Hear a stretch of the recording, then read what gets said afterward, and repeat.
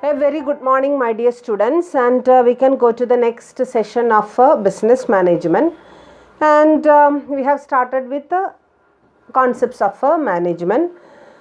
നമ്മൾ change management എന്ന് പറയുന്ന കോൺസെപ്റ്റ് പഠിച്ചുകൊണ്ടിരിക്കുകയായിരുന്നു. കഴിഞ്ഞ ക്ലാസ്സിൽ നമ്മൾ ചേഞ്ച് മാനേജ്മെൻറ്റിൻ്റെ ഇൻട്രൊഡക്ഷൻ പാർട്ടാണ് നമ്മൾ കണ്ടത്. അതിൽ നമ്മൾ എന്താണ് ചേഞ്ച് മാനേജ്മെൻറ്റിൻ്റെ ക്യാരക്ടറിസ്റ്റിക്സ് എന്തൊക്കെയാണ്, അതോടൊപ്പം തന്നെ പ്രോസസ് ഓഫ് ചേഞ്ച് മാനേജ്മെൻറ്റ് എങ്ങനെയാണ്, കമ്പോണൻസ് ഓഫ് ചേഞ്ച് മാനേജ്മെൻറ്റ് എന്തൊക്കെയാണ് എന്നുള്ളതാണ് നമ്മൾ കഴിഞ്ഞ ക്ലാസ്സിൽ കണ്ടുവന്നിരുന്നത്. ആ കമ്പോണൻസിൽ തന്നെ പ്രധാനപ്പെട്ട ആദ്യത്തെ കമ്പോണൻറ്റ് നമ്മൾ കണ്ടിരുന്നു. അതിൽ type and dimensions of change management എന്ന് പറഞ്ഞിട്ട് ഡിഫറെൻറ്റ് ടൈപ്സ് ഓഫ് ചേഞ്ച് മാനേജ്മെൻറ്റിനെ കുറിച്ച് നമ്മൾ പഠിച്ചിരുന്നു. Task management, structural management, technological management, technological change and likewise behavioural change നമ്മൾ കണ്ടതാണ്. ഇനി നമുക്ക് പോകാനുള്ളത് ഈ ചേഞ്ച് മാനേജ്മെൻറ്റിൻ്റെ തന്നെ ഏറ്റവും പ്രാക്ടിക്കലായിട്ടുള്ള കമ്പോണൻറ്റിലേക്കാണ്. ആ കമ്പോണൻറ്റിൻ്റെ പേരെന്ന് പറയുന്നത് പ്രോസസ് ഓഫ് ചേഞ്ച് മാനേജ്മെൻ്റ് ആണ്. പ്രോസസ് ഓഫ് ചേഞ്ച് എങ്ങനെയാണ് നമ്മളത് പ്രാക്ടിക്കലി നമുക്കത് ചെയ്യാനായിട്ട് സാധിക്കുക, അല്ലേ? അവിടെ കർട്ട് ലെവിൻ എന്ന് പറയുന്ന ഫേമസ് ആയിട്ടുള്ളൊരു മാനേജ്മെൻറ്റ് തിങ്കർ ഉണ്ട്. ആ കർട്ട് ലെവിൻ്റെ അഭിപ്രായത്തിൽ there are mainly 3 stages in the process of change management. Change management പ്രോസസ്സിൽ 3 പ്രധാനപ്പെട്ട സ്റ്റേജുകളാണ് ഉള്ളത്. And the first stage is known as unfreezing, and the second stage is known as changing, and the third stage is known as refreezing. These are the 3 important stages in change management. ഏതാ പറഞ്ഞത്? First stage എന്ന് പറയുന്നത് it is known as unfreezing. And in these 3 stages, the most practically difficult to implement stage is this first stage, that is unfreezing stage. And what do you mean by unfreezing? When we are doing a particular thing for a long time, and we will not be ready to shift from that particular activity, and we all human beings always want to stick on to that activity, and അങ്ങനെ വരുമ്പോൾ തീർച്ചയായിട്ടും അതിൽ നിന്നും മാറാൻ തീർച്ചയായിട്ടും നമുക്ക് താല്പര്യം ഉണ്ടാവില്ല. മാറ്റിയെടുക്കണം നമ്മളെ. ആ മാറ്റിയെടുക്കുന്ന പ്രോസസ്സിന് വിളിക്കുന്ന പേരാണെന്ത്? അൺഫ്രീസിങ്. ഫ്രീസ് ചെയ്തിട്ടുള്ളൊരു സിറ്റുവേഷൻ നമുക്കറിയാം, അല്ലേ? ഇപ്പോൾ ഫ്രീസറിൽ ഒരു സംഗതി വെച്ച് കഴിഞ്ഞാൽ അതിങ്ങനെ മരവിച്ച് കട്ടയായിട്ട് പോവും. അപ്പോൾ പോയി കഴിഞ്ഞാൽ നമുക്ക് അങ്ങനെ ഒരു സാധനത്തിന് പെട്ടെന്നൊന്നും നമുക്ക് ചേഞ്ച് ചെയ്യാനായിട്ട് പറ്റില്ല. നമ്മൾ കുറേ നേരം വെള്ളത്തിലിട്ട് വെച്ച് കുറേ നേരം പുറത്തെടുത്ത് വെച്ചിട്ടൊക്കെയാണ് അതിനെ എന്ത് ചെയ്യുക, അൺഫ്രീസ് ചെയ്യുന്നത്. അതേപോലെ തന്നെയാണ് ഈ നമ്മളിപ്പോൾ 3 സ്റ്റേജുകൾ ആ പ്രോസസ്സിൽ നമ്മൾ പറഞ്ഞപ്പോൾ ആ 3 സ്റ്റേജുകളിലും ഈ അൺഫ്രീസ് ചെയ്യുക എന്ന് പറയുന്ന സ്റ്റേജാണ് ഏറ്റവും ദുഷ്കരമായിട്ടുള്ള സ്റ്റേജ്.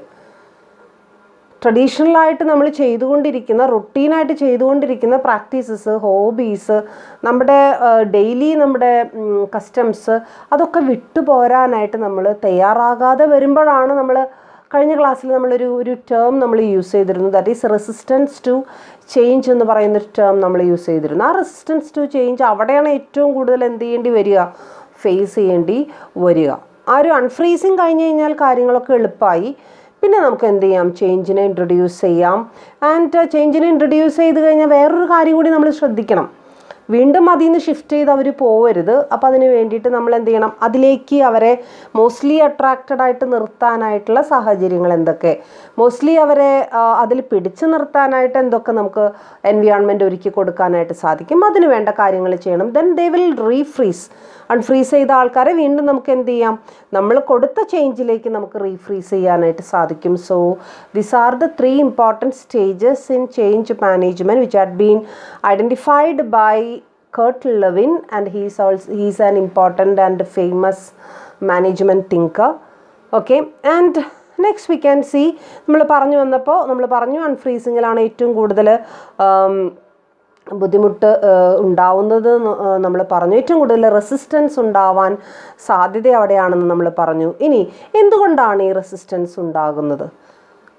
ഈ ചേഞ്ചിനെ കുറിച്ച് പഠിക്കുമ്പോഴാണ് ഈ റെസിസ്റ്റൻസ് ടു ചേഞ്ച് എന്ന് പറയുന്ന വലിയ ഭീകരമായിട്ടുള്ളൊരു കാര്യം നമുക്ക് നേരിടേണ്ടി വരുന്നത്. എന്തുകൊണ്ട്? What's the reason behind this resistance?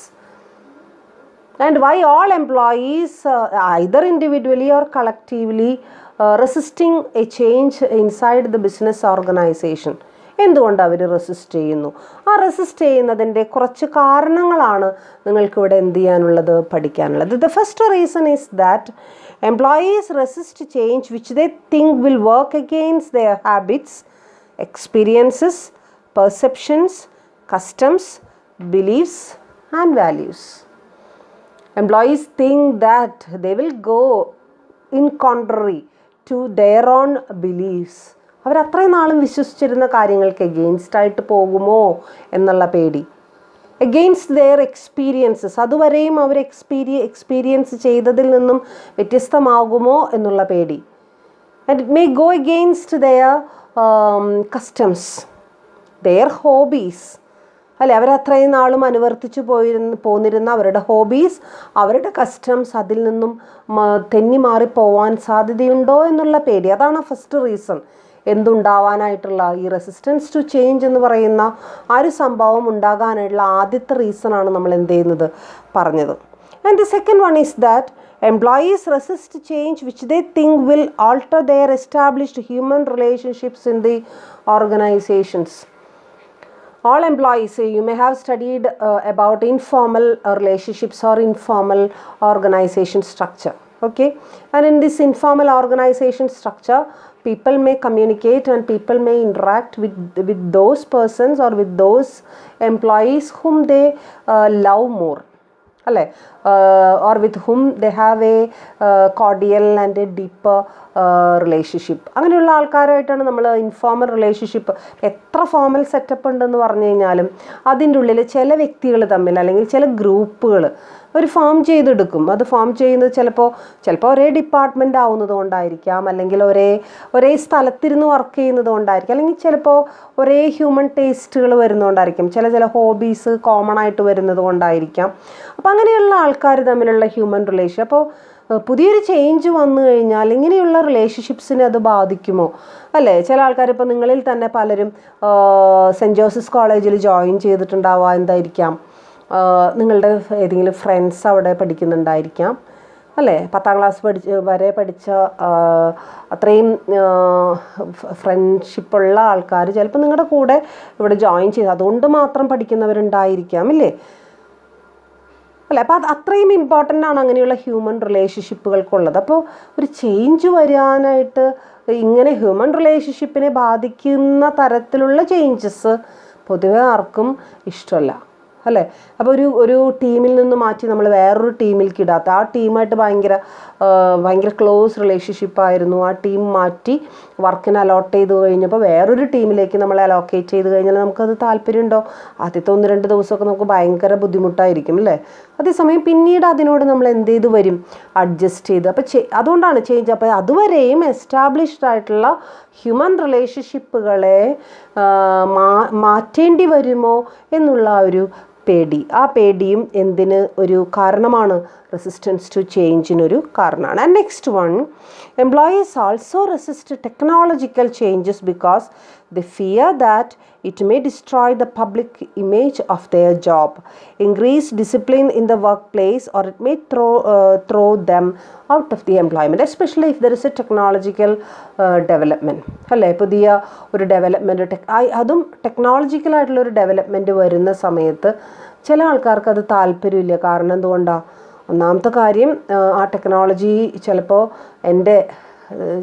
നമ്മുടെ ബ്രെയിൻ യൂസ് ചെയ്തിട്ട് ചെയ്തിരുന്നൊരു പണിയായിരിക്കാം അതുവരെ, അല്ലേ? അപ്പോൾ ഒരു ടെക്നോളജിയുടെ സഹായം എനിക്ക് കിട്ടുമ്പോൾ അതിൻ്റെ അർത്ഥം പകുതി പണി ടെക്നോളജി തന്നെയാണ് ചെയ്യുന്നത്, അല്ലേ? ബാക്കി പകുതിയെ ഞാൻ ചെയ്യുന്നുള്ളൂ. അത് എൻ്റെ തന്നെ ആ ഒരു എംപ്ലോയ്മെൻറ്റ് അല്ലെങ്കിൽ ആ ഒരു ജോബിൻ്റെ ആ ഒരു ഇമേജിനെ കുറയ്ക്കുമോ എന്നുള്ളൊരു പേടി ചിലപ്പോൾ എനിക്ക് ഉണ്ടായിന്ന് വരാം, അല്ലേ? ഇനി ചില ടെക്നോളജിക്കൽ ചേഞ്ചസ് എന്ന് പറഞ്ഞു കഴിഞ്ഞാൽ അങ്ങനെയുള്ള പേടിയായിരിക്കില്ല. ചിലപ്പോൾ നമുക്ക് ചില മെഷീനറികൾ യൂസ് ചെയ്യേണ്ടി വരുമോ, ഇപ്പോൾ കമ്പ്യൂട്ടർ ഒക്കെ ഉള്ള അതൊക്കെ ആണെങ്കിൽ ആ കമ്പ്യൂട്ടർ എനിക്ക് യൂസ് ചെയ്യാൻ അറിയില്ല, അപ്പോൾ ഇത് കമ്പ്യൂട്ടർ എനിക്ക് യൂസ് ചെയ്യേണ്ടി വരുമോ എന്നുള്ള പേടി, അത് ചിലപ്പോൾ ഒരു റെസിസ്റ്റൻസിന് എന്താവാം കാരണമാവും. അതല്ലാന്നുണ്ടെങ്കിൽ എൻ്റെ കുറച്ചും കൂടി ഹാർഡ് വർക്ക് അല്ലെങ്കിൽ കുറച്ചും കൂടി കോൺട്രിബ്യൂഷൻ ആവശ്യപ്പെടുന്ന ചിലപ്പോൾ ചില ടെക്നോളജികൾ ഒന്നുകൂടി നീ പഠിച്ചെടുത്താൽ, ആ ടെക്നോളജി പഠിച്ചാലേ നമുക്കതിൽ വർക്ക് ചെയ്യാൻ സാധിക്കുള്ളൂ. ആ സോഫ്റ്റ്വെയറിനെ കുറിച്ച് മനസ്സിലാക്കിയാലേ നമുക്കത് പഠിക്കാം. അപ്പോൾ ഒരു എക്സ്ട്രാ വർക്ക് എൻ്റെ ഭാഗത്തുനിന്ന് ഞാൻ എന്ത് ചെയ്യണം, കോൺട്രിബ്യൂട്ട് ചെയ്യണം. എംപ്ലോയീസിൻ്റെ ഭാഗത്തുനിന്ന് കോൺട്രിബ്യൂട്ട് ചെയ്യണം. അപ്പം അങ്ങനെയുള്ള കോൺട്രിബ്യൂഷൻ ആവശ്യം, എനിക്കത് അതിനോട് വലിയ താല്പര്യം. അപ്പോൾ എൻ്റെ ഭാഗത്തുനിന്ന് ഹാർഡ് വർക്ക് വേണ്ടി വരും. സോ എനിക്കതിന് താല്പര്യമില്ല. സോ അപ്പോൾ അങ്ങനെയുള്ള ടെക്നോളജിക്കൽ ചേഞ്ചസിനോടുള്ളൊരു വിമുഖത ആരുടെ ഭാഗത്തുനിന്ന് ഉണ്ടാവാം, എംപ്ലോയീസിൻ്റെ ഭാഗത്ത്. അപ്പോൾ അതും ഒരു കാരണമായിട്ട് എന്ത് ചെയ്യുന്നു, പറയുന്നു. ഓക്കെ. അല്ലെങ്കിൽ അവിടെ ഐ മേ ബി ത്രോൺ, ഇപ്പം ഞാനത് പഠിച്ചില്ല എന്നുണ്ടെങ്കിൽ അവിടെ അവസാനമായിട്ടൊരു വാക്ക് അവിടെ പറയുന്നുണ്ട്, that is it may throw them out of employment. എന്ന് വെച്ച് കഴിഞ്ഞാൽ ഞാനത് പഠിച്ചില്ല, അല്ലെങ്കിൽ ഞാൻ ആ കോഴ്സ് പഠിച്ചില്ല, ഞാൻ ആ ക്വാളിഫിക്കേഷൻ ഞാൻ ഒബ്റ്റെയിൻ ചെയ്തില്ല, തീർച്ചയായിട്ടും എന്നെ ജോലിയിൽ നിന്ന് എന്ത് ചെയ്യും, പുറത്താക്കും. അപ്പം അങ്ങനെയാണെങ്കിൽ ആവുന്നത് ആ മാറ്റം വരാണ്ടിരുന്നു കഴിഞ്ഞാൽ അത്രയും കാലം എനിക്ക് ജോലിയിൽ എന്ത് ചെയ്യാം, പിടിച്ചു നിൽക്കാമല്ലോ എന്നുള്ള ആഗ്രഹം. അപ്പോൾ ആ മാറ്റത്തിനെ നമ്മൾ എന്ത് ചെയ്യുക, പ്രതിരോധിക്കുക. So these are the important reasons behind this resistance to change. അല്ലേ? എങ്കിലും ഇത് എത്ര റെസിസ്റ്റൻസ് ഉണ്ടായാലും നമ്മളെ സംബന്ധിച്ചിടത്തോളം ആ റെസിസ്റ്റൻസിനെ ഇല്ലാതാക്കാതെ മാർഗമൊന്നുമില്ല. ഒരു ബിസിനസ്സുകാരനെ സംബന്ധിച്ചിടത്തോളം ബിസിനസ് നല്ല രീതിയിൽ പോകണമെന്നുണ്ടെങ്കിൽ ടെക്നോളജി ആയാലും ജോബ് റിലേറ്റഡ് ആയിട്ടുള്ള ഫങ്ഷൻസ് ആയാലും അതൊക്കെ ഇമ്പ്രൂവ് ചെയ്യേണ്ടത് വളരെ അത്യാവശ്യമാണ്. അല്ലെ? അപ്ഡേറ്റ് ചെയ്യണം, ഇമ്പ്രൂവ് ചെയ്യണം. റീസെൻ്റ് ആയിട്ടുള്ള കാലത്തിനനുസരിച്ചിട്ടുള്ള പാറ്റേണുകളായിരിക്കണം അയാൾ എന്ത് ചെയ്യേണ്ടത്, സ്വീകരിക്കേണ്ടത്. So change is an inevitable part. അത് നമ്മൾ നേരത്തെ കണ്ടതാണ്. ചേഞ്ച് ഇല്ലാതെ നമുക്കൊന്നും ചെയ്യാൻ പറ്റില്ല എന്ന് നമ്മൾ കണ്ടതാണ്. അതേസമയം തന്നെ അതിൽ ആ ഒരു എംപ്ലോയീസിൻ്റെ പാർട്ടിസിപ്പേഷനും കൂടി അതിലേക്ക് ഉറപ്പ് വരുത്തുക, അതിൽ കൺഫേം ചെയ്യുക എന്നുള്ള ഉദ്ദേശത്തോടു കൂടിയിട്ടാണ് ഈ വക കാര്യങ്ങൾ നമ്മൾ പറയുന്നത്. ഇനി റെസിസ്റ്റൻസ് ടു ചേഞ്ച് ഉണ്ടായാൽ we should introduce some methods to overcome ചെയ്യാനായിട്ടല്ല, ആ ഒരു റെസിസ്റ്റൻസിനെ നമ്മൾ ഓവർകം ചെയ്യണം. ഈ അൺഫ്രീസിങ് എന്ന് പറയുന്ന ആ ഒരു പ്രോസസ്സ് അല്ലെങ്കിൽ ആ ഒരു സ്റ്റേജിനെ ഏറ്റവും ദുഷ്കരമാക്കുന്നത് ഈ വക പ്രവർത്തനങ്ങൾ അവിടെ നടക്കുന്നത്. ഈ ഓവർകമ്മിങ് ഓഫ് റെസിസ്റ്റൻസ് എന്ന് പറയുന്ന ആ ഒരു ആക്ടിവിറ്റി അവിടെ നടക്കുന്നത് കൊണ്ടാണ് അൺഫ്രീസിങ് എളുപ്പമല്ല എന്നുള്ളത് നമ്മൾ എന്ത് ചെയ്യുന്നത്, പറയുന്നത്. അതിൽ കേർട്ട് ലെവിൻ തന്നെ ഒരു പ്രധാനപ്പെട്ട കാര്യം അവിടെ പറയുന്നുണ്ട്. അതായത് ഒരു ചേഞ്ച് ഉണ്ടാവുമ്പോൾ സാധാരണ രീതിയിൽ അതിന് മിക്കവാറും ഒരു 90% അല്ലെങ്കിൽ ഒരു 75% ഉണ്ടാകാവുന്നത് റെസിസ്റ്റൻസ് ആണ്. എല്ലാത്തിൻ്റെയും കാര്യമല്ല പറയുന്നത്, ഒരു കോമൺ ആയിട്ടുള്ളൊരു റീഡിംഗ് ആണ് നമ്മൾ എന്ത് ചെയ്യണത് പറയുന്നത്. ബാക്കി 25% മാത്രമേ അതിനോട് ചേർന്ന് പോകുന്ന അല്ലെങ്കിൽ എന്താ പറയുക, അതിനെ ആ ഒരു ചേഞ്ചിനെ പുഷ് ചെയ്യുന്ന അല്ലെങ്കിൽ ആ ചേഞ്ചിനെ സഹായകരമാകുന്ന, അതിനെ ഫേവർ ചെയ്യുന്ന ഫോഴ്സ് അവിടെ വളരെ കുറവായിരിക്കും. അപ്പോൾ രണ്ട് ഫോഴ്സുകൾ അവിടെ ഉണ്ടാവാനായിട്ടുള്ള സാധ്യതയുണ്ട്. ഒന്ന് റെസിസ്റ്റിംഗ് ഫോഴ്സ്, മേജറായിട്ടുള്ള ഫോഴ്സ് റെസിസ്റ്റിംഗ് ഫോഴ്സ്. രണ്ടാമത്തെ പുഷിംഗ് ഫോഴ്സ്. ആ ചേഞ്ചിനെ പുഷ് ചെയ്യുന്ന അല്ലെങ്കിൽ ഫേവർ ചെയ്യുന്ന ഫോഴ്സും റെസിസ്റ്റ് ചെയ്യുന്ന ഫോഴ്സും ഉണ്ടാവാനായിട്ടുള്ള സാധ്യത അവിടെയുണ്ട്. നമ്മളെ സംബന്ധിച്ചിടത്തോളം, ഒരു മാനേജറെ സംബന്ധിച്ചിടത്തോളം, ഒരു ബിസിനസ് മാനെ സംബന്ധിച്ചിടത്തോളം എന്താ ചെയ്യേണ്ടത്? റെസിസ്റ്റൻസിൻ്റെ ആ ഡ്രൈവിംഗ് ഫോഴ്സിനെ നമ്മൾ എന്ത് ചെയ്യുക, അതിൻ്റെ സ്ട്രെങ്ത്ത് നമ്മളാവുന്നതും അതിനെ വീക്കൻ ചെയ്യുക.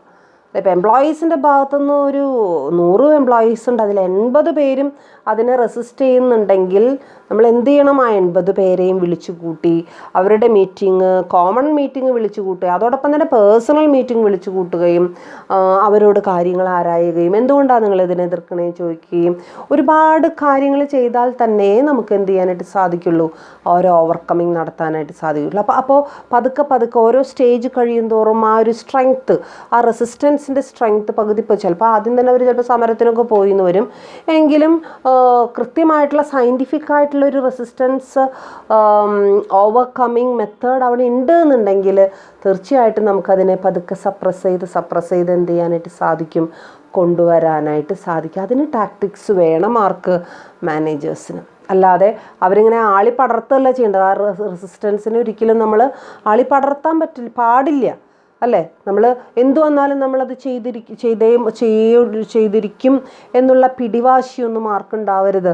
മാനേജേഴ്സിന് ഉണ്ടാകാൻ പാടില്ല, ബിസിനസ്സുകാർക്ക്, ഓണേഴ്സിന് അത് തീർച്ചയായിട്ടും ഉണ്ടാവാൻ പാടില്ല. അപ്പോൾ അതിലൂടെ മാക്സിമം അവരെ സഹകരിപ്പിച്ചുകൊണ്ട്, മാക്സിമം അവരുടെ അഭിപ്രായങ്ങൾ ആരാഞ്ഞുകൊണ്ട് എന്തുകൊണ്ട് നിങ്ങൾ ഇതിനെ റെസിസ്റ്റ് ചെയ്യുന്നു, അതിന് നമുക്ക് എന്തൊക്കെ മാർഗങ്ങൾ നമുക്ക് ചെയ്യാനായിട്ട് സാധിക്കും, ഇതൊക്കെ അവരോടും കൂടി അഭിപ്രായം എടുത്തുകൊണ്ട് നമുക്ക് അവരുടെ പതുക്കെ ആ റെസിസ്റ്റൻസിനെ എന്താക്കാനായിട്ട് സാധിക്കും, ഇല്ലാതാക്കാൻ. ഇത് വീക്കൻ ചെയ്യുന്നതോടുകൂടി പുഷിംഗ് ഫോഴ്സ് പതുക്കെ എന്ത് ചെയ്തോളും, സ്ട്രെങ്തൻ ചെയ്തോളും, അല്ലേ? ആദ്യത്തെ സമയത്ത് 80 പേര് റെസിസ്റ്റൻസും ബാക്കി 20 പേരാണ് അതിനെ സപ്പോർട്ട് ചെയ്യുന്നവരുണ്ടായിരുന്നുള്ളൂ. അതേസമയം 2 മീറ്റിംഗ് കഴിഞ്ഞതോടുകൂടി അത് 30 പേര് റെസിസ്റ്റൻസും ബാക്കി 70 പേര് അതിനനുകൂലി. അങ്ങനെ നമ്മൾ നമ്മുടെ നല്ല നല്ല ടെക്നിക്സൊക്കെ യൂസ് ചെയ്ത് കഴിഞ്ഞാൽ അവർ പതുക്കെ നമ്മുടെ വരുതിയിലേക്ക് എന്ത് ചെയ്തോളും, വന്നോളും. സോ ഇവിടെ 3 സ്റ്റെപ്പുകളാണ് ഇവിടെ പറയുന്നത്. First one, by increasing the strength of driving force. Driving force എന്ന് വെച്ച് കഴിഞ്ഞാൽ അതിനെ സപ്പോർട്ട് ചെയ്യുന്ന ഫോഴ്സിൻ്റെ സ്ട്രെങ്ത് എന്ത് ചെയ്യുക, കൂട്ടുക. രണ്ടാമത്, by reducing the strength of restraining force or resistance force. Restraining എന്ന് വെച്ച് കഴിഞ്ഞാൽ അകന്ന് മാറാനായിട്ടുള്ളൊരു ടെൻഡൻസി, അല്ലെങ്കിൽ അതിനെ റെസിസ്റ്റ് ചെയ്യാനുള്ള ടെൻഡൻസി. ആ റിസ്ട്രെയിനിങ് ആയാലും റെസിസ്റ്റൻസ് ആയാലും അതിൻ്റെ സ്ട്രെങ്ത്തിനെ എന്ത് ചെയ്യുക, വീക്കൻ ചെയ്യുക. And modifying the direction of A force, അതിനെ മോഡിഫൈ ചെയ്ത് വിടുക. അത് ഡ്രൈവിംഗ് ഫോഴ്സ് ആയാലും റെസിസ്റ്റൻസ് ഫോഴ്സ് ആയാലും അതിനെ ഒന്നും കൂടി മോഡിഫൈ ചെയ്യുന്നതിലേക്ക് നമ്മൾ നമ്മുടെ ശ്രദ്ധ എന്ത് ചെയ്യുക, കേന്ദ്രീകരിക്കുക. അപ്പോൾ ഇങ്ങനെ ചെയ്യുന്നതിലൂടെ നമുക്ക് കുറച്ചും കൂടി കാര്യങ്ങൾ, അല്ലെങ്കിൽ കുറച്ചും കൂടി നല്ല രീതിയിൽ നമുക്ക് എന്ത് ചെയ്യാനായിട്ട് സാധിക്കും, ചേഞ്ചിനെ ഇൻട്രൊഡ്യൂസ് ചെയ്യാനായിട്ട് സാധിക്കും. അതോടൊപ്പം തന്നെ നമ്മൾ കൺസിഡർ ചെയ്യേണ്ട കുറച്ച് കാര്യങ്ങൾ, 2-3 പോയിൻറ്റ്സുകളും കൂടി ഇവിടെ പറയുന്നുണ്ട്. അതിൽ ഒന്നാമത്തെ കാര്യം എംപതി ആൻഡ് സപ്പോർട്ട്.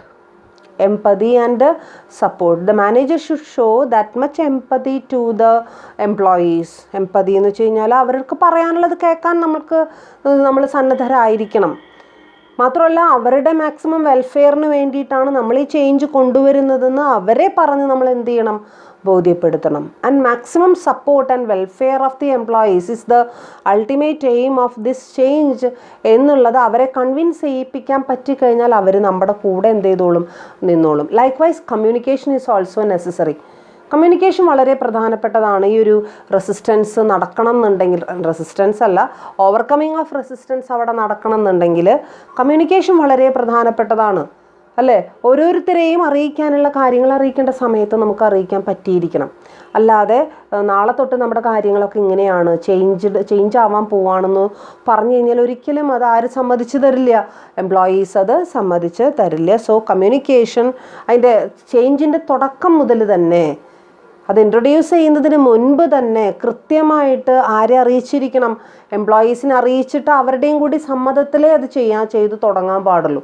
അപ്പോൾ വലിയ കാര്യമായിട്ടുള്ള റെസിസ്റ്റൻസ് അവിടെ നമുക്ക് എന്ത് ചെയ്യേണ്ടി വരില്ല, നേരിടേണ്ടി വരില്ല. And next one, participation and involvement of employees. Participation and involvement, അവരുടെ പാർട്ടിസിപ്പേഷനും അവരുടെ ഇൻവോൾവ്മെൻറ്റും ചേഞ്ച് ഇൻട്രൊഡ്യൂസ് ചെയ്യുന്നതിൽ അവരെയും കൂടി നമ്മൾ പാർട്ടിസിപ്പേറ്റ് ചെയ്ത് കഴിഞ്ഞാൽ വേറൊന്നും നമുക്ക് എന്ത് ചെയ്യേണ്ടി വരില്ല, നോക്കേണ്ടി വരില്ല, വേറൊന്നും നമുക്കൊരു പ്രശ്നമായി തീരില്ല എന്നുള്ളതാണ് അവിടെ പറയുന്നത്. So this is the second stage of change management. ഏതാ നമ്മൾ കണ്ടത്, അതിൻ്റെ കമ്പോണൻസ് കണ്ടപ്പോൾ ഫസ്റ്റ് കമ്പോണൻറ്റ് നമ്മൾ type and dimension of change ആണ് നമ്മൾ കണ്ടത്. അതോടൊപ്പം തന്നെ രണ്ടാമത്തെ ഡയമെൻഷൻ അല്ലെങ്കിൽ രണ്ടാമത്തെ കമ്പോണൻ്റായിട്ട് നമ്മൾ കണ്ടത് ഏതായിരുന്നു, പ്രോസസ്സ് ഓഫ് ചേഞ്ച് ആയിരുന്നു. അതിൽ തന്നെ ആ പ്രോസസ്സിൽ തന്നെ ഏറ്റവും കൂടുതൽ ഇമ്പോർട്ടൻസ് നമുക്ക് കൊടുക്കാനുള്ളത് റെസിസ്റ്റൻസ് ടു ചേഞ്ചിനും അതോടൊപ്പം തന്നെ how to overcome the resistance to ചേഞ്ചിനുമാണ്. ആ സ്റ്റേജസുകളാണ് അല്ലെങ്കിൽ ആ പോയിന്റുകളാണ് നമ്മളിപ്പോൾ എന്ത് ചെയ്തുകൊണ്ടിരുന്നത്, കണ്ടുകൊണ്ടിരുന്നത്. ഇനി നമുക്ക് മൂന്നാമത്തെ സ്റ്റേജിലേക്ക് നമുക്ക് എന്ത് ചെയ്യാം, പോകാം. രണ്ടാമത്തെ കമ്പോണൻറ്റ് അവിടെ അവസാനിച്ചു. ആൻഡ് മൂന്നാമത്തെ കമ്പോണൻറ്റ് എന്താ, നമ്മൾ ഇന്നലെ പഠിച്ചിരുന്നു.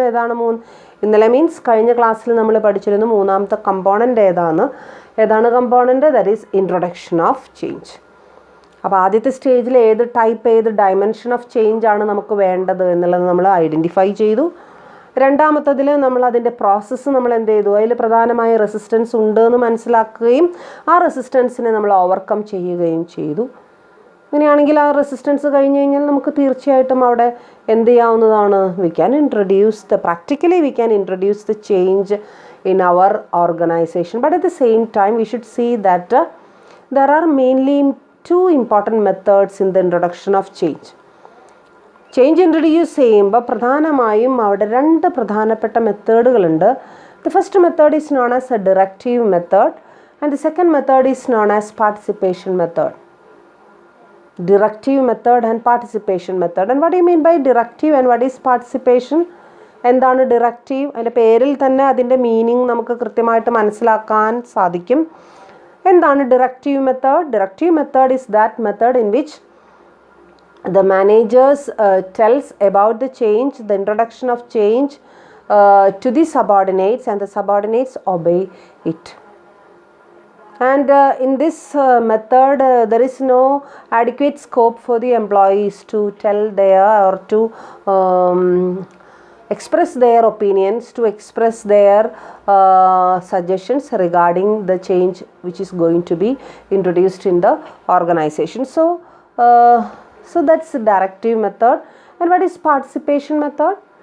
Participation method means the managers of the organization, by giving adequate time to the employees, by giving adequate communication to the employees, and by giving a chance to the employees to understand about the change and to understand the effects of change to their employment, at the same time their personal effects also, and all these are taken, and all these are, for all these purposes they are given adequate and ample time, and after that with their involvement and by collecting their suggestions and opinions we are going to introduce the change. That method is known as participation method. അപ്പോൾ രണ്ട് മെത്തേഡാണ് അല്ലേ? നേരെ ഡിറക്റ്റീവിൻ്റെ നേരെ opposite മെത്തേഡാണ് participative method എന്ന് പറയുന്നത്. ഇനി നമ്മളിപ്പോൾ നമ്മളെ ഓർഗനൈസേഷനിൽ തീരുമാനിക്കുകയാണ് I will introduce only participative method because I always want the cooperation and coordination of my employees എന്ന് പറയുകയാണെന്നുണ്ടെങ്കിൽ അത് കംപ്ലീറ്റ്ലി പ്രാക്ടിക്കലി നടക്കില്ല. അതാണ് അതിൻ്റെ പ്രത്യേകത. പഠിക്കുമ്പോൾ നമുക്ക് ഓരോ പേജ് ബൈ പേജ് ആയിട്ട് അല്ലെങ്കിൽ സെക്ഷൻ ബൈ സെക്ഷനായിട്ട് പഠിക്കാം എന്നല്ലാതെ ഒരു ഫേമിനെ സംബന്ധിച്ചിടത്തോളം ഒരു ഓർഗനൈസേഷനെ സംബന്ധിച്ചിടത്തോളം കംപ്ലീറ്റ്ലി അത് അഡോപ്റ്റ് ചെയ്യുക എന്ന് പറയുന്നത് ബുദ്ധിമുട്ടേറിയ കാര്യമാണ്. അതോടൊപ്പം തന്നെ ഇപ്പോൾ ഡയറക്റ്റീവ് മെത്തേഡ് ഞാൻ പറയുന്നു, മറ്റുള്ളവരനുസരിക്കുക, അത് ചെയ്യുക. No need of their communication, no need of their involvement in this process എന്ന് ഒരിക്കലും നമുക്ക് പറയാൻ സാധിക്കില്ല. ഇനി we have to consider some important factors. And ഇപ്പോൾ നമുക്ക് ആവശ്യത്തിന് സമയമുണ്ട്, ഒരു ചേഞ്ച് ഇൻട്രൊഡ്യൂസ് ചെയ്യാനായിട്ട് അത്യാവശ്യം സമയമുണ്ട്.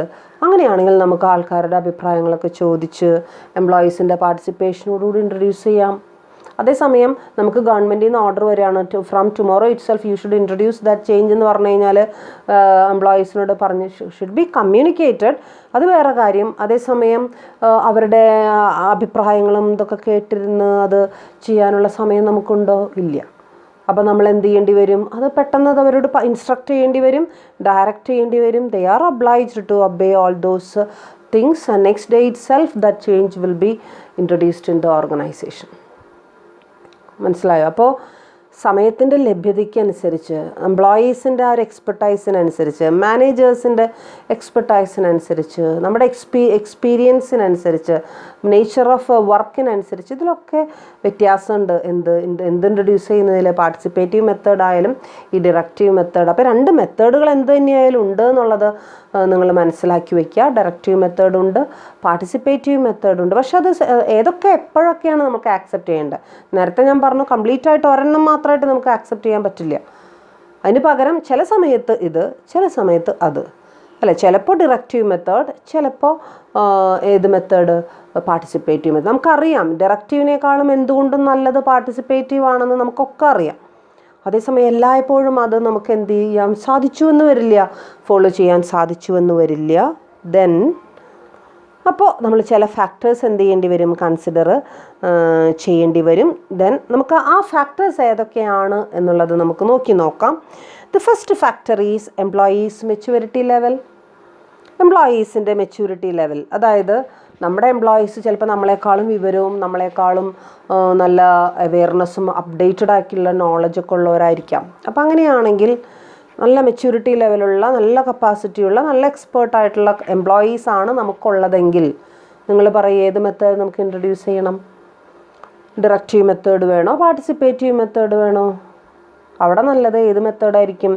പാർട്ടിസിപ്പേറ്റീവ് മെത്തേഡായിരിക്കും. കാരണം നമ്മൾ പറഞ്ഞത് അതേപടി അവർ അനുസരിച്ചോളണമെന്ന് യാതൊരു നിർബന്ധമില്ല. ഇത്തിരി ബ്രില്യൻ്റ് ആയിട്ടുള്ള, ഇത്തിരി കേപ്പബിലിറ്റീസ് കൂടുതലുള്ള എംപ്ലോയീസ് ആണെങ്കിൽ പ്രത്യേകിച്ചും അവരവരുടെ അഭിപ്രായം രേഖപ്പെടുത്തും, അവരവരുടെ അഭിപ്രായം പറയും എന്നുള്ളത് ഉറപ്പ് തന്നെയാണ് അല്ലേ? അപ്പോൾ നല്ലത് ഏത് മെത്തേഡ് സ്വീകരിക്കുന്നതാ? അവരുടെയും കൂടി അഭിപ്രായം അറിഞ്ഞുകൊണ്ട് കാര്യങ്ങൾ ചെയ്യുന്നതായിരിക്കും. അപ്പോൾ നമ്മുടെ എംപ്ലോയീസ് നല്ല മെച്യൂരിറ്റി ഉള്ള ആൾക്കാരാണ്, നമ്മളെക്കാളും നല്ല രീതിയിൽ ഓർഗനൈസേഷനെ കുറിച്ച് സ്വപ്നം കാണുന്നവരാണെങ്കിൽ തീർച്ചയായിട്ടും അവരുടെ പാർട്ടിസിപ്പേഷൻ നമുക്ക് എന്ത് ചെയ്യാവുന്നതാണ്?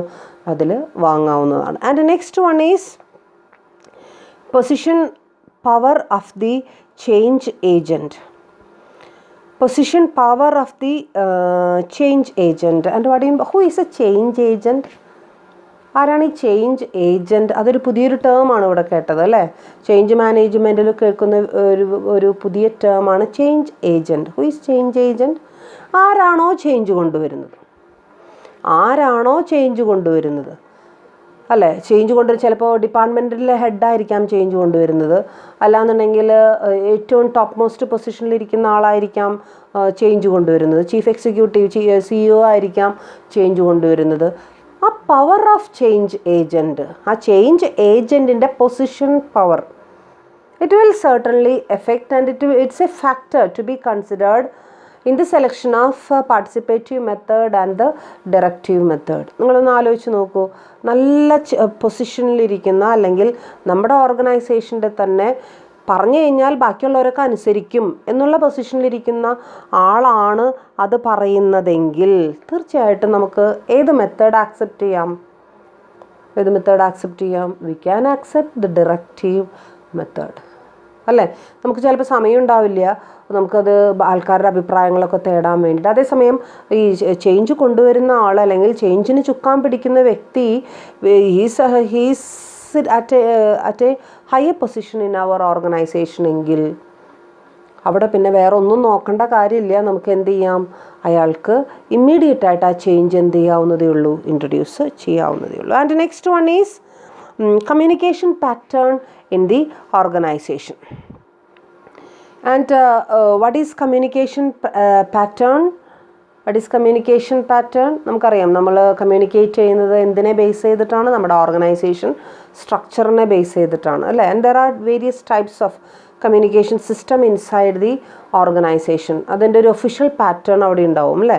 ഒഫീഷ്യൽ പാറ്റേണിലൂടെ മാത്രമേ കമ്മ്യൂണിക്കേഷൻ എന്ത് ചെയ്യാൻ പാടുള്ളൂ, പ്രത്യേകിച്ചും ഒഫീഷ്യൽ കമ്മ്യൂണിക്കേഷൻ പോകാൻ പാടുള്ളൂ എന്ന് നമുക്കറിയാം അല്ലേ? അപ്പം അങ്ങനെ വരുമ്പോൾ സംടൈംസ് ദർ മേ ബി, ഇവിടെ രണ്ട് തരം കമ്മ്യൂണിക്കേഷൻ നെറ്റ്വർക്കുകളെ കുറിച്ച് പറയുന്നുണ്ട്. One is star network, star method of communication, and another is circular method of communication. In the star network, both the superiors and the subordinates in an alternative manner simultaneously they are communicating with each other. That is star type of communication. But in circular type of communication, the communication starts from the superiors and again goes to the subordinates, and then it again goes to the superiors. And it will take some more time to complete this communication pattern, communication system. So it is said that in star type of communication network, we can follow a type of directive method of change management, and if it is circular method, we can adopt ഏതായിരിക്കും? Circular മെത്തേഡാണ്. സുപ്പീരിയേഴ്സിൽ നിന്ന് pass ചെയ്ത് സബോർഡിനേറ്റ്സിലേക്ക് എത്തി, വീണ്ടും സബോർഡിനേറ്റ്സിൽ നിന്ന് കുറച്ചും കൂടി സമയം കഴിഞ്ഞ് കുറച്ച് സമയം എടുത്തിട്ട് അത് ആരിലേക്ക് എത്തുക? സുപ്പീരിയേഴ്സിലേക്ക് എത്തുക. അങ്ങനെയാണെന്നുണ്ടെങ്കിൽ പാർട്ടിസിപ്പേറ്റീവ് മെത്തേഡായിരിക്കും കുറച്ചും കൂടി നല്ലത്. അതേസമയം സൈമൾട്ടേനിയസ് ആയിട്ട് അത് നടക്കുന്നുണ്ടെങ്കിൽ വേറെ ഒന്നിനും വേണ്ടി നമുക്ക് കാത്തിരിക്കേണ്ടതില്ല, നമുക്ക് എന്ത് ചെയ്യാം? ഡയറക്റ്റീവ് മെത്തേഡ് നമുക്ക് യൂസ് ചെയ്യാം. And next one is balance of forces. ഫോഴ്സുകളുടെ ബാലൻസ്, ഇവിടെ നമ്മൾ നേരത്തെ രണ്ട് ബാലൻസുകളെ കുറിച്ച്, രണ്ട് ഫോഴ്സുകളെ കുറിച്ച് പറഞ്ഞു അല്ലേ. അത് ഏതൊക്കെയാണ് force? Refraining force and driving force. Refraining ഫോഴ്സിനെ വിളിക്കുന്ന വേറൊരു പേരാണ് റെസിസ്റ്റൻസ് ഫോഴ്സ് അല്ലേ. ഡ്രൈവിംഗ് ഫോഴ്സ് എന്ന് വെച്ച് കഴിഞ്ഞാൽ അതിൻ്റെ ഫേവറബിൾ ആയിട്ടുള്ള ഫോഴ്സ്, ചേഞ്ചിനോട് ഫേവറബിൾ ആയിട്ട് 100 പേരുണ്ടെങ്കിൽ 50 പേര് അതിനെ സപ്പോർട്ട് ചെയ്യുന്നുണ്ടെങ്കിൽ അതിൻ്റെ അർത്ഥം 50 പേർക്കും എന്താ ഉള്ളത്? ഡ്രൈവിംഗ് ഫോഴ്സാണുള്ളത്.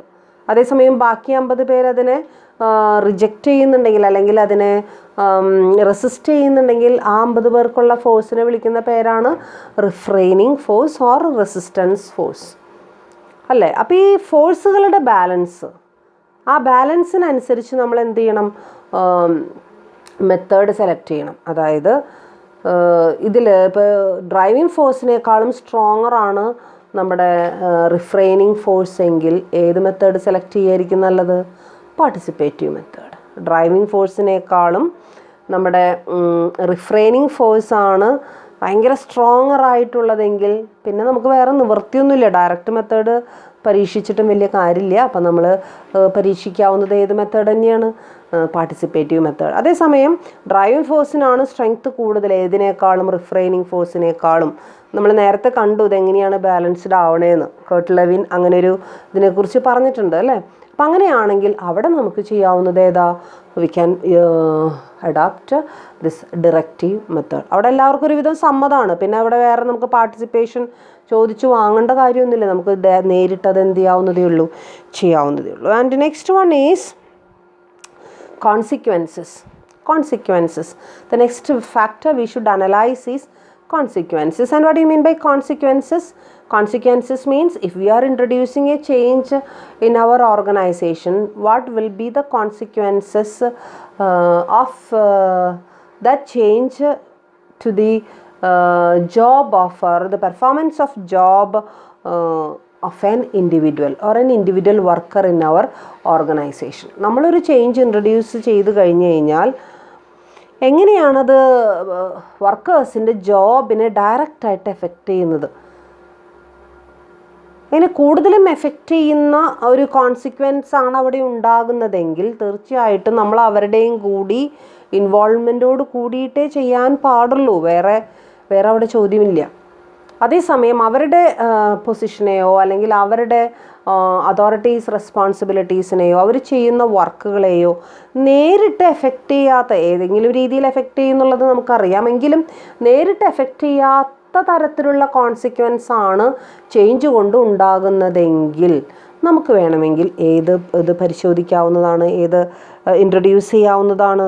നമ്മുടെ ഡിറക്റ്റീവ് മെത്തേഡ് നമുക്ക് ഇൻട്രൊഡ്യൂസ് ചെയ്യാവുന്നതാണ്. So next one is introduction of changes in phases. The change should not be introduced at one time.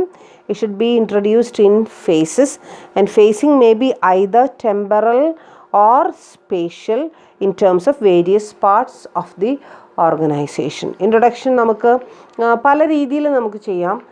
നമുക്ക് ഒറ്റയടിക്ക് വേണമെങ്കിൽ നമുക്ക് ചെയ്യാം. അതിനേക്കാളും കുറച്ചും കൂടി ബെറ്റർ സ്റ്റേജ് ബൈ സ്റ്റേജ് ആയിട്ട് നമ്മൾ എന്ത് ചെയ്യുന്നതാണ്? സ്റ്റേജ് ബൈ സ്റ്റേജ് ആയിട്ട് അതിനെ തിരിച്ചു കഴിഞ്ഞാൽ നമുക്ക് അത് അധികം ബുദ്ധിമുട്ടില്ലാതെ നമുക്ക് എന്ത് ചെയ്യാം? അറ്റ് വൺസ് ഒരു ചേഞ്ച് ഇൻട്രൊഡ്യൂസ് ചെയ്യുക എന്ന് പറയുമ്പോൾ പെട്ടെന്നുണ്ടാകുന്ന മാറ്റങ്ങൾ ഉൾക്കൊള്ളാനായിട്ട് ആൾക്കാർക്ക് ചിലപ്പോൾ എന്ത് ചെയ്തെന്ന് വരില്ല, സാധിച്ചു എന്ന് വരില്ല. അറ്റ് വൺസ് ആയിട്ട് അത് ചെയ്യണം എന്നുണ്ടെങ്കിൽ തന്നെ നമ്മൾ മുൻകൂട്ടി ആരുടെ പെർമിഷൻ വാങ്ങിച്ചിരിക്കണം? എംപ്ലോയീസിൻ്റെ പെർമിഷൻ അവിടെ വാങ്ങിച്ചിരിക്കണം. അറ്റ് വൺസ് ആയിട്ട് ചെയ്യുന്നത് മിക്കവാറും ഡയറക്റ്റീവായിട്ട് നമുക്ക് എന്ത് ചെയ്യാൻ പറ്റുള്ളൂ? ചെയ്യാനായിട്ട് സാധിക്കുള്ളൂ. അതേസമയം ഫേസ് ബൈ ഫേസ് ആയിട്ട് ചെയ്യുമ്പോൾ അവിടെ നമുക്ക് ഒരുവിധം എംപ്ലോയീസിൻ്റെയും കൂടി പാർട്ടിസിപ്പേഷനോട് കൂടി നമുക്ക് എന്ത് ചെയ്യാവുന്നതേ ഉള്ളൂ? കാര്യങ്ങൾ ചെയ്യാവുന്നതേ ഉള്ളൂ. So these are the important factors which should be considered in the introduction of ചേഞ്ചിൻ്റെ ഇൻട്രൊഡക്ഷനിൽ നമ്മൾ ശ്രദ്ധിക്കേണ്ട കാര്യങ്ങളാണ്, ഫാക്ടേഴ്സാണ്.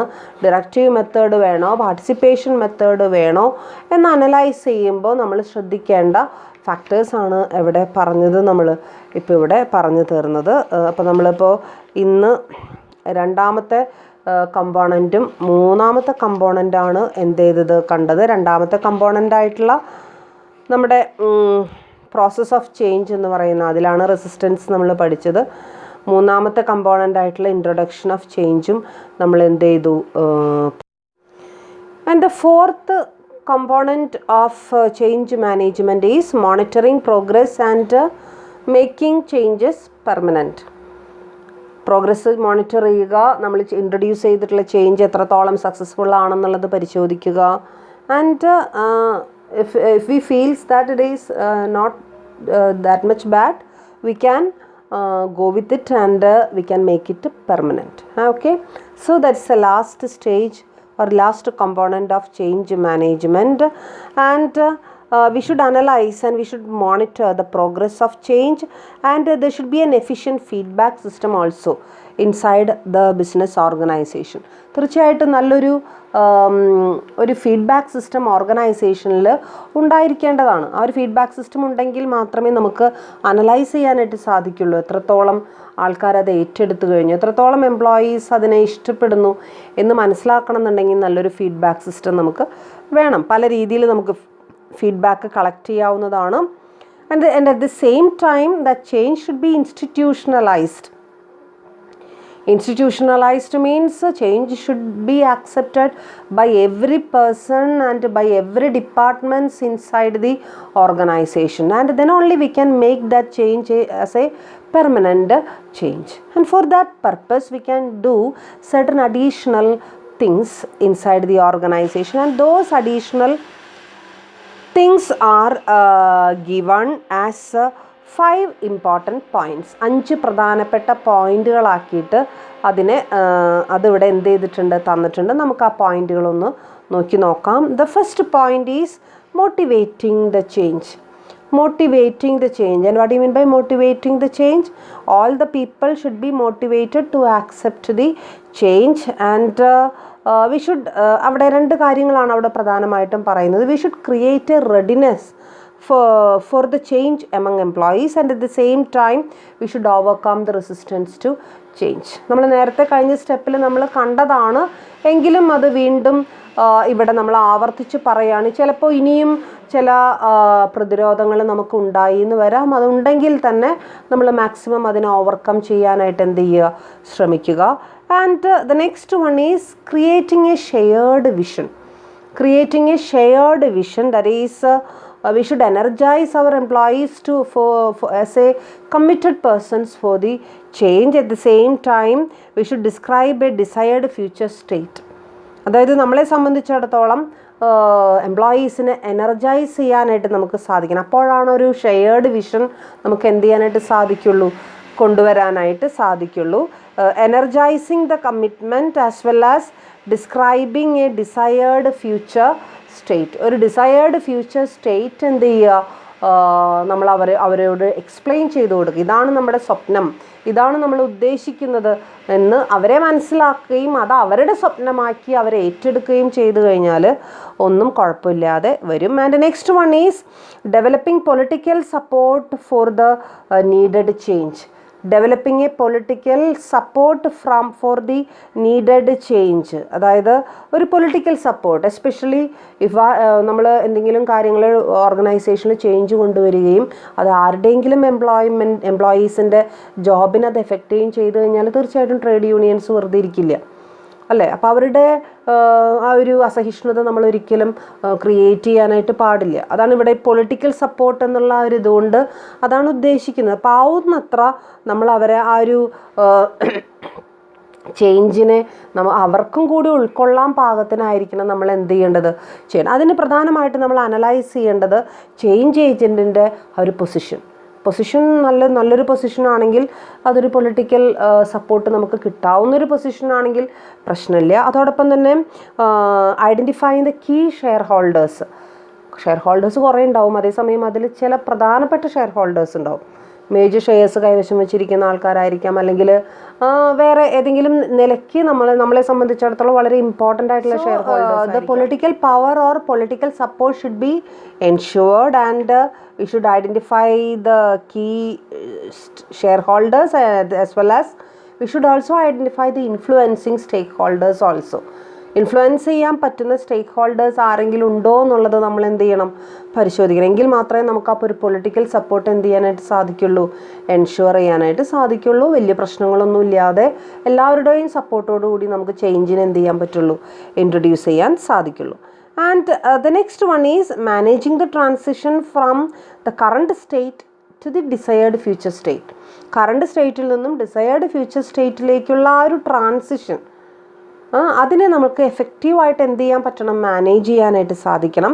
അതിന് കൃത്യമായിട്ടുള്ള ആക്ടിവിറ്റി പ്ലാനിങ് നമുക്ക് വേണം, കമ്മിറ്റ്മെൻറ്റ് പ്ലാനിങ് വേണം. അതോടൊപ്പം തന്നെ മാനേജ്മെൻറ്റ് സ്ട്രക്ചർ നമുക്ക് വെൽ ഡിഫൈൻ ചെയ്യാനായിട്ട് സാധിക്കണം, അല്ലേ? കൃത്യമായിട്ട് അത് എങ്ങനെയാണ് ആ ട്രാൻസിഷൻ നടക്കേണ്ടത് എന്നുള്ളത് നമുക്ക് ആ ഓരോ മൈന്യൂട്ടായിട്ടുള്ള സ്റ്റെപ്സ് നമ്മുടെ മനസ്സിൽ നമ്മൾ വിഷ്വലൈസ് ചെയ്തിട്ടുണ്ടായിരിക്കണം. ഓരോരുത്തരുടെ ഭാഗത്തു നിന്നുള്ള കോൺട്രിബ്യൂഷൻസ്, അവരുടെ കമ്മിറ്റ്മെൻറ്റ് എത്രയായിരിക്കണം എന്നുള്ളത് നമ്മൾ ഫൈനലൈസ് ചെയ്തിട്ടുണ്ടായിരിക്കണം. അറ്റ് ദ സെയിം ടൈം നമ്മൾ പുതിയ മാനേജ്മെൻറ്റ് സ്ട്രക്ചർ, ആ ഒരു ഓർഗനൈസേഷൻ സ്ട്രക്ചറിനെ എഫക്റ്റ് ചെയ്യുന്ന ചേഞ്ച് ആണെങ്കിൽ പ്രത്യേകിച്ചും സ്ട്രക്ചർ എങ്ങനെയാണ് വരിക എന്നുള്ളത് അത് നമുക്ക് പറയാൻ സാധിക്കണം. ആവശ്യമെങ്കിൽ അത് ഡ്രോ ചെയ്യാൻ നമുക്ക് സാധിക്കണം. എംപ്ലോയീസിനോട് കമ്മ്യൂണിക്കേറ്റ് ചെയ്യാനായിട്ട് പറ്റണം. And next one, sustaining the momentum of change. ആ ഒരു സസ്റ്റെയിനൻസ് ലെവലിൽ, ഒരു ലോങ് ലാസ്റ്റിംഗ് ലെവലിൽ അതിനെങ്ങനെ നമുക്ക് കൊണ്ടുപോകാൻ സാധിക്കും, ആ ഒരു ചേഞ്ചിനെ നമുക്ക് ലോങ് ലാസ്റ്റിംഗ് ആയിട്ട് എങ്ങനെ നിലനിർത്താനായിട്ട് സാധിക്കും. ദാറ്റ് മീൻസ് അതിന് നമ്മൾ ചെയ്യേണ്ട കാര്യങ്ങൾ, providing the resources for change, building a support system for change agents, developing new competencies and skills, and reinforcing new behaviors. These are the various things that we can do. First one, providing. നമ്മൾ change വരുത്തിയത് കൊണ്ട് മാത്രമായില്ല, അതൊരു കുറച്ച് കാലത്തേക്കെങ്കിലും അത് നിലനിർത്തി കൊണ്ടുപോകണമെങ്കിൽ അതിനാവശ്യമായിട്ടുള്ള റിസോഴ്സുകൾ നമ്മൾ എന്ത് ചെയ്യണം, പ്രൊവൈഡ് ചെയ്യണം, അല്ലേ? ഒരു പുതിയൊരു പ്രൊഡക്റ്റ് ഉണ്ടാക്കാം നമ്മൾ തീരുമാനിച്ചു, ആ തീരുമാനം നമ്മൾ ഇൻട്രൊഡ്യൂസ് ചെയ്യുകയും ചെയ്തു. പക്ഷേ അതിന് വേണ്ട റോ മെറ്റീരിയൽസോ അതിന് വേണ്ട നല്ല നല്ല മെഷീനറികളോ നമുക്ക് അവൈലബിൾ ആയില്ലെങ്കിൽ ആ ചേഞ്ച് കൊണ്ട് യാതൊരു ഉപകാരവും ഇല്ല. അപ്പോൾ വേണ്ട റിസോഴ്സുകൾ നമുക്ക് എത്തിച്ചു കൊടുക്കാൻ നമുക്ക് സാധിക്കണം. അതുപോലെ തന്നെ building a support system for the changing ഏജൻസിന് വേണ്ട ഒരു സപ്പോർട്ട് സിസ്റ്റം, നമുക്ക് ഒരു സപ്പോർട്ടിങ് എൻവിയോൺമെൻറ്റ് കൊടുക്കാൻ പറ്റണം. ന്യൂ കോമ്പറ്റൻറ്റ് എംപ്ലോയീസിന് വേണ്ടി പുതിയ കോമ്പറ്റൻസീസ്, പുതിയ സ്കില്ലുകൾ, പുതിയ കഴിവുകൾ ഉണ്ടാക്കി കൊടുക്കാനായിട്ട് അതിന് വേണ്ട മാർഗ്ഗങ്ങൾ നമ്മൾ നോക്കണം.